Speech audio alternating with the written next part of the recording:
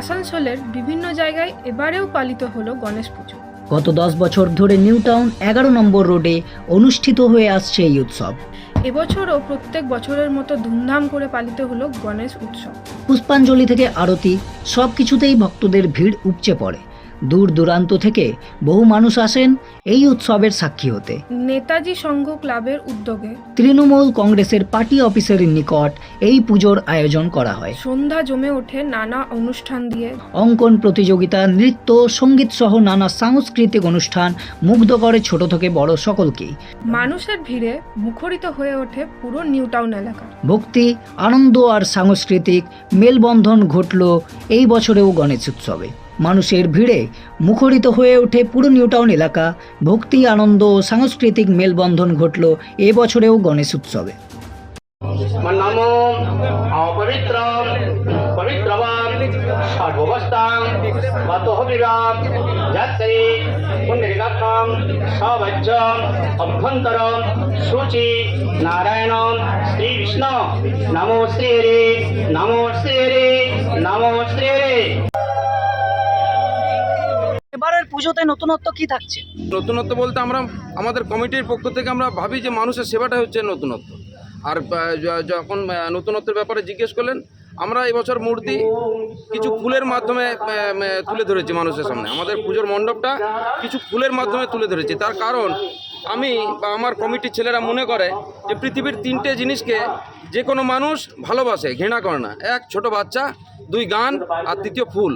তো সেই জন্য আপনারা দেখবেন আমাদের পুজো মণ্ডপের আমাদের মূর্তির পেছনে দেখবেন ফুলের কারুকার্য করা আছে।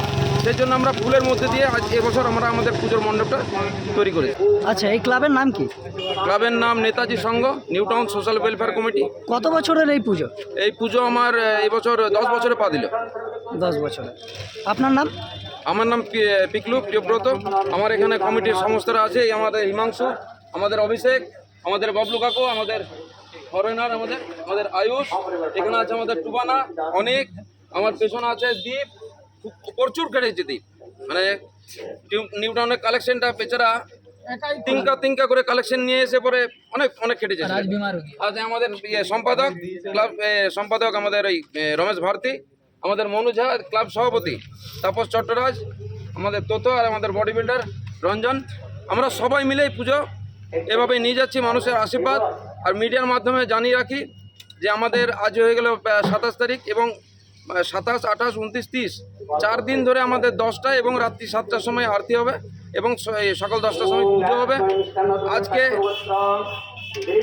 মানে যখন থেকে আমরা শুরু করেছি সেই নিয়ম অনুযায়ী পুজোর দিন সন্ধ্যেবেলায় সন্ধ্যা আরতির সময় একটা জুড়ি ভোগ আমরা বাবার চরণে নিমিত্ত করি। 28 তারিখে খিচুড়ি বিতরণ করি।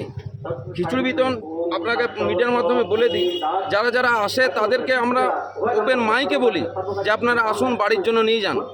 কিছু হয় প্রত্যেক পরিবারে বা কিছু মানুষের আবদার থাকে, মানুষের পরিবারে আবদার থাকে, ভাই ওখানে প্রসাদটা খেলি কেমন হলো, একটু নিয়ে আসতে পারলি না। ওই জন্য আমরা কখনো মানে কাউকে বলি না ভাই টিফিন এলাও না, ওসব না, তুমি আসো নিজে খাও, বাড়ির জন্য নিয়ে যাও।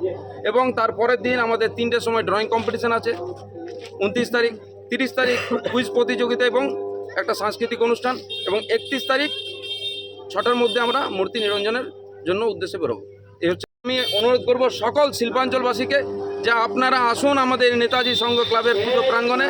আপনারা এসে আমাদের পুজো এনজয় করুন, আমাদের পুজোর মহাপ্রসাদ আপনারা নিজে খান, বাড়ির জন্য নিয়ে যান।